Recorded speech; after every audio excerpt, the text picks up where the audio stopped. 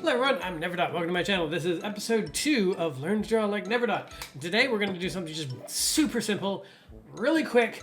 This is a short video, but a lot of you guys have been asking when I'm drawing, what brush are you using?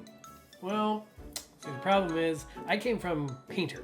And in Painter I used a very specific scratchboard brush, and it didn't exist in Krita exactly the way I wanted it. So first thing I did in Krita was make my own brush.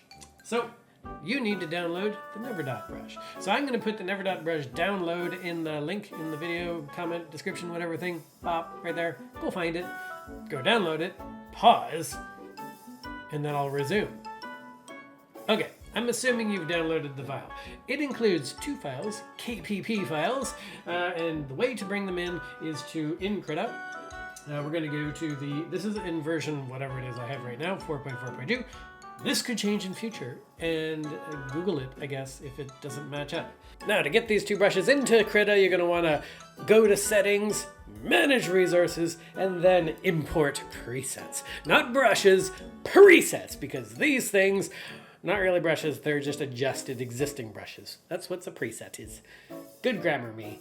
Anyways, click those 2. Click OK, and then you got them in your brush picker thing. Go to your brush picker, do a little search for Neverdot if you can't find them easily, and then there they are. And so just right-click them, add them to a tag, so you can easily find them again if you want to use them all the time. You got here a thin one and a thick one. So now you can draw exactly like me, except you won't do it because you got your own individual style. But you can at least try the very sharp edges of the lines if you're going for that very digital feel. But I do recommend trying out all the different brushes. Not all of them, some of them are trash, but a lot of the different ones are very interesting. So develop a style of your own and have fun. So thank you guys for watching this video, and I look forward to seeing you guys next time. Bye!